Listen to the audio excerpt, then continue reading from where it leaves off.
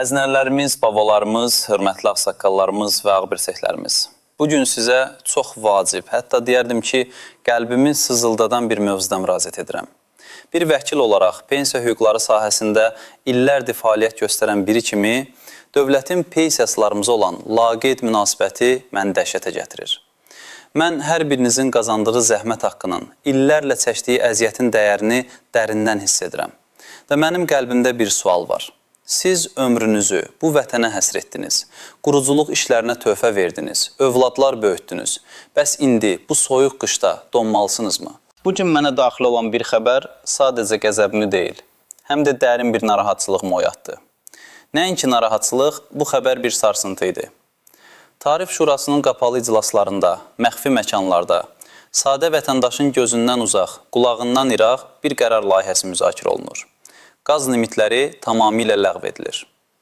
Siz illərlə hər qəpiyə qənaət edib, qaz balonunu döndərə-döndərə işlədənlər, indi hər kubmetr qaz üçün ayın ilk günündən etibarən 24 qəpik ödəyəcəksiniz. Düşünün, 24 qəpik. Sizin 300 manatlıq pensiyanız, sizin hər bir əziz manatınız, indi bu qaz qiymətlərinin qarşısında heç bir gücə malik olmayacaq. Evinizi isitmək, nəvələrinizi soyuqdan qorumaq, bu qışda isti bir evdə oturmaq bir xəyala çevriləcək. Bu haqsızlıq deyilmi? Siz ömrünüzün ən gözəl illərini bu torpağa, bu dövlətə xidmət edərək keçirdiniz. Kimisi tarlada günəşin altında əkin-biçinlə məşğul oldu. Kimisi zavodda ağır zəhmət çəkdi. Kimisi pedaqoq olaraq minlərlə şagirdə bilik verdi. Kimisi həkim olaraq canlar xilas etdi. Yadınızdadırmı o illər? Yadınızdadırmı necə yorulmadan işləyirdiniz? Necə hər bir kərpizin, hər bir evin, hər bir məktəbin tikintisində əməyiniz vardı? Siz o zaman nə üçün çalışırdınız? Yoxsul bir qocalıq üçünmü? Soyuq bir ev üçünmü? Qışda donmaq üçünmü? Bəlkə də bir çoxunuz bu xəbəri eşidəndə mənimlə eyni hisslər yaşadınız. Qəzəb, ədalətsizlik hissi və çarəsizlik. Amma çarəsizliyə qapılmaq olmaz əzizlərim. Sizin hər birinizin çəkdiyi zəhmət, hər birinizin bu vətənə verdiyi töhfə unudulmamalıdır. Mən sizi bir sualla üzə qoymaq istəyirəm. Bu sualın cavabını kommentlərdə görmək arzusundayam. Siz neçə il bu dövlətə vicdanla xidmət etdiniz? Neçə il ağır zəhmət çəkdiniz? Uşaqlarınız, nəvələriniz üçün isti bir yuva qurmaq üçün. Hansı sahədə çalışmısınız? Bu qış necə isinməyi düşünürsünüz, əgər bu qərar qüvvəyə minərsə? Siz öz hekayələrinizi paylaşmaqla, bir-birinizə dəstək olmaqla bu haqsızlığa qarşı birlikdə durmağın ilk addımını atmış olacaqsınız. Hər birinizin sözü bugün çox dəyərlidir.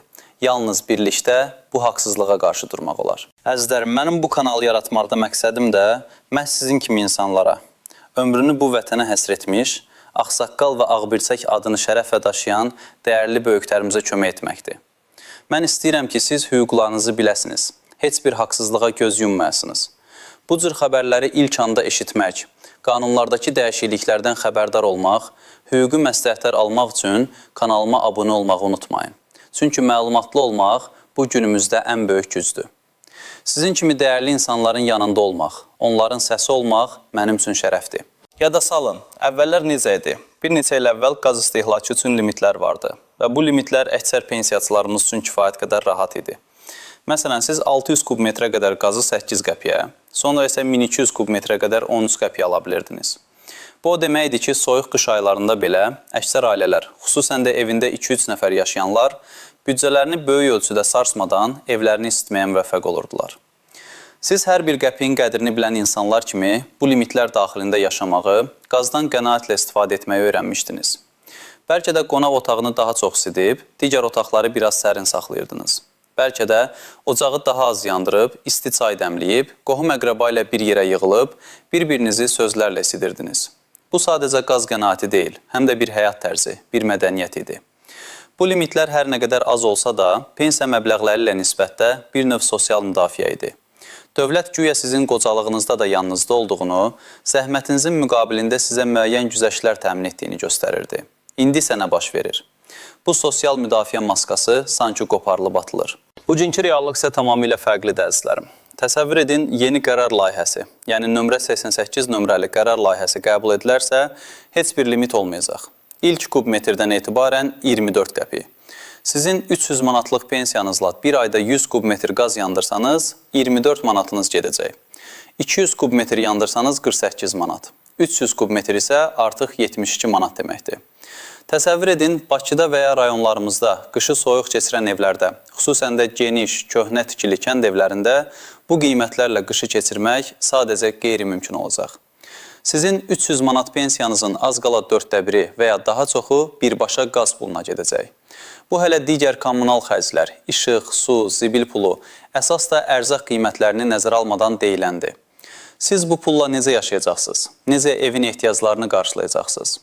Bu hələ DSMF-dən alınan pensiyanın nə dərəcədə ədalətli paylandığı sualını bir kənara qoyuram. Ömrünüzü dövlətə xidmətə həsr etmisiniz. Amma bugün dövlət sizin qozalıqda belə isti evdə oturmaq hüququnuzu əlinizdən alır. Bu əslində dövlətin öz pensiyaçılarına qarşı olan öhdəliyini yerinə yetirməməsidir. Bu dəyişikliklərdən ən çox kimlər əziyyət çəkəcək? İlk növbədə minimum pensiya alanlar. Təsəvvür edin, rayonlarımızın ucqar kəndlərində geniş, köhnə tikili evlərdə yaşayan, illərlə kolxozlarda, sovxozlarda, kənd təsərrüfatında ağır zəhmət çəkmiş ağsaqqallarımız və ağbirçəklərimiz. Onların pensiyası 300 manatdan biraz yuxarı, bəzənsə elə bu məbləğ civarında olur. Bu evlər adətən soba ilə isidilirdi, amma indi qaz gəlib deyə bir çoxları qazla isidirlər. Lakin bu qiymətlərlə qazla isitmək sanki dəbdəbəyə çevriləcək. Onlar ya soyuqda oturmalı, ya da pensiyalarının böyük hissəsini qaza verməli olacaqlar. Bu vəziyyət xüsusilə də uşaqları Bakıda və ya Rusiyada, Türkiyədə işləyən, ildə 1-2 dəfə gələ bilən, yaxud da heç gələ bilməyən, tək yaşayan nənə-babalarımız üçün çox ağır olacaq. Onlar qohum-əqrəba dəstəyinə ümid edirlər, amma hər kəsin öz çətinliyi var.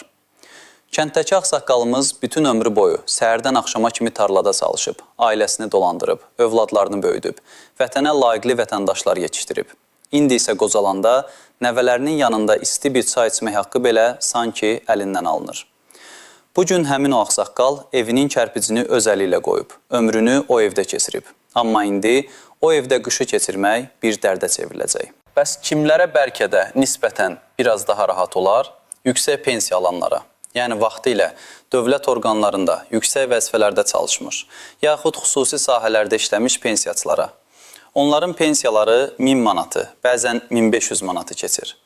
Lakin bu da o demək deyil ki, onlar üçün hər şey yaxşıdır.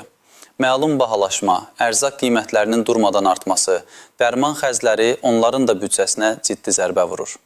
Amma ən böyük problem həm də ən çox sayda olan pensiyaçılar kütləsi, yəni minimum pensiya alanlar, yoxsulluq həddində yaşayanlardır. Bəzən bir nəfərin pensiyası ilə 5-6 nəfərlik qohum-əqrəba ailəsi dolanmağa çalışır. Bu cür ailələr üçün qaz qiymətinin 2 dəfə artması sadəcə iqtisadi bir qərar deyil, bu həyat və ölüm məsələsidir. Mən pensiyaçılarımızın acı taleyi haqqında saatlarla danışa bilərəm. Hər birinizin həyat hekayəsi ayrı bir romandır. Yadıma Bakı kəndlərindən biri olan Nardaranın yaşlı sakini, 75 yaşlı Zəhra nənə düşür. Zəhra nənə ömrü boyu kolxozda pambıq yığıb, səhərdən axşama kimi günəşin altında şaxtanın içində çalışıb. Ərini elçən itirib, 2 övladını tək böyüdüb. İndi övladlar da ailəlidir, öz problemləri var. Zəhra nənənin pensiyası 280 manatdır. Hər ay dərmanlara 150 manatdan çox pulu gedir. Qalan pulu ilə necə qaz, işıq pulu ödəsin, necə ərzaq alsın. İndiyə qədər qaz limitləri sayəsində qənaətlə də olsa qışda evini istə bilirdi. Amma indi bu 24 qəpiklə necə yaşayacaq? Nəvələri gələndə onları soyuq evdə necə qarşılayacaq? Onların balaca ayaqlarını buz kimi yerdə necə gəzdirəcək? Bu qərar Zəhra nənə kimi minlərlə insanın həyatını daha da dözülməz edəcək. O ömrünün ən gözəl illərini bu dövlətə, bu torpağa həsr etdi. Amma indi dövlət ona yalnız soyuq divarlar, boş sobalar və qorxu vəd edir. Bir də Qazax rayonundan olan 58 yaşlı Əli dayı. Əli dayı 20 il Rusiyada ağır inşaat işlərində çalışıb, öz ailəsinə, qohum-əqrəbasına dəstək olub. 2 il əvvəl pensiyaya çıxıb, pensiyası 320 manatdır. Kənddə böyük bir evi var, 3 nəvəsi də onunla qalır. Əvvəllər Rusiyadan qazandığı pulla evini də isidə, ailəsini də dolandıra bilirdi. İndi pensiyası ilə necə dolansın? Hər ay evini isitmək üçün 100 manatdan çox pul lazımdır. Bu onun pensiyasının demək olar ki 3/1-idir. Qalan pulla 6 nəfər necə dolandırsın? İcra hakimiyyətinə, bələdiyyə müraciət edir. Deyirlər qanun belədir, əli qolumuz bağlıdır. Amma kim bu qanunları yazır? Kim bu yaşda insanları ömrünün qürub çağında belə çətinliklərlə üz-üzə qoyur? Siz bilirsinizmi, nə qədər pensiyaçı mənim yanıma gəlir, gözləri yaşla dolu. Deyirlər ki, vəkil, bizə kömək edin. DSMF-ə müraciət edirik, deyirlər pensiya artımı üçün fonda pul yoxdur. Büdcədə vəsait çatışmazlığı var. Amma niyə vəsait yoxdur? Bu illər ərzində bizim illərlə ödədiyin sosial sığorta haqları hara getdi? Pensiya fonları niyə boşdur? DSMF-in vəzifəsi pensiyaçılarımızı müdafiə etmək deyilmi? Bəs niyə belə bir qərar qəbul olunanda heç kim onların səsinə qulaq asmır? Ağsaqqalımız haqqını tələb edəndə onu sakitləşdirib evə göndərirlər. Deyirlər, siz böyüksünüz, dövlətə hörmət edin. Bəs dövlət öz böyüklərinə hörmət edirmi? Əzizlər, mən bilirəm ki, bir çoxunuz üçün bu sadəcə qaz pulu deyil. Bu sizin ləyaqətinizdir, haqqınızdır. Ömrünüzün son illərini layiqli keçirmək haqqınızdır. Bugün mən sizə daha bir sual vermək istəyirəm və xahiş edirəm bu sualı dərindən düşünün və cavabınızı kommentlərdə yazın. Bu qaz qiymətləri ilə bağlı yaranan vəziyyət, yəni limitlərin ləğvi və hər kubmetr üçün 24 qəpik ödəmək məcburiyyəti sizin ailə büdcənizə nə qədər təsir edəcək? Siz əlavə olaraq ayda neçə manat ödəməli olacaqsınız və bu pulu necə qazanmağı düşünürsünüz?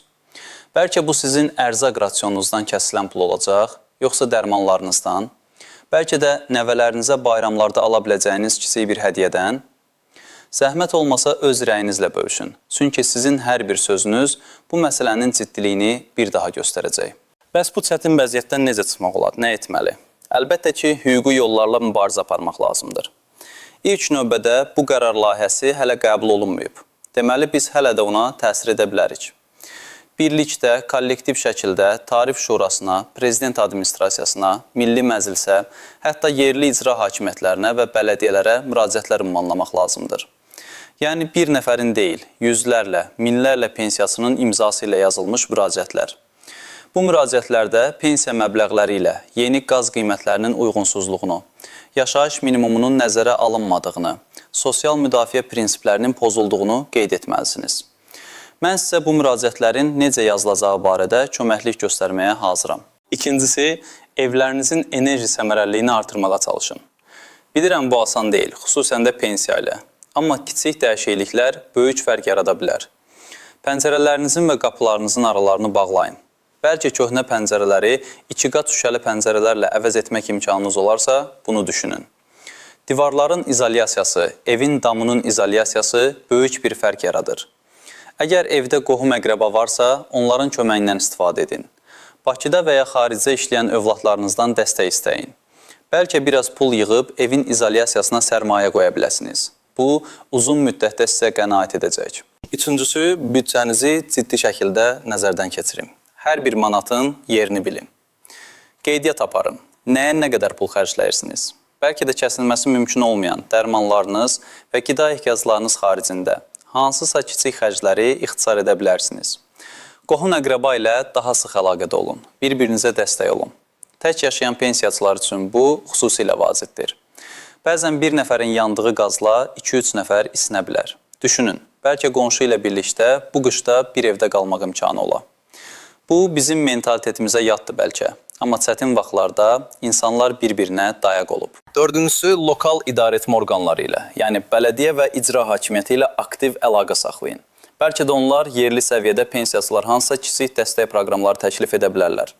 Məsələn, qışda evlərin izolyasiyası üçün maddi yardım, yaxud hər hansı digər güzəştlər. Onlar sizin torpaq məsələlərinizlə, məişət problemlərinizlə məşğul olmalıdırlar. Amma pensiyaçılarımızın sosial rifahı da onların diqqətində olmalıdır. Bələdiyyə seçkilərində əgər belə bir imkan varsa, pensiyaçılarımızın hüquqlarını müdafiə edən, onların qayğılarına şərik çıxan namizədlərə səs verin. Əziz ağsaqqallarımız, ABC-lərimiz, bugünkü videonun əvvəlində sizə bir sual ünvanlamışdım. Siz ömrünüzü bu vətənə həsr etdiniz, quruculuq işlərinə töhfə verdiniz, övladlar böyütdünüz. Bəs indi bu soyuq qışda donmalısınızmı? Bu sual bugün hər zamankindən daha aktualdır. Siz illərlə əziyyət çəkib bu dövlət üçün çalışdınız. Siz nəvələrinizə, gələcək nəsillərə layiqli bir həyat bəxş etmək üçün yorulmadan işlədiniz. İndi isə qaz qiymətlərinin bu şəkildə artırılması ilə, limitlərin ləğv edilməsi ilə dövlət sizin bu zəhmətinizin üzərinə soyuq bir külək göndərir. Siz donmalısınızmı? Siz haqsızlığa susmalısınızmı? Bugünkü haqsızlığa qarşı hər birinizin qəlbində olan sözü, fikir eşitmək istəyirəm. Xahiş edirəm, kommentlərdə yazın. Bu qışda isti qalmaq üçün siz nə etməyi düşünürsünüz? Bu ədalətsiz qərara qarşı susacaqsınızmı, yoxsa haqqınızı tələb edəcəksiniz? Sizin cavablarınız hər kəs üçün bir nümunə olacaq. Unutmayın, birlikdə biz güclüyük.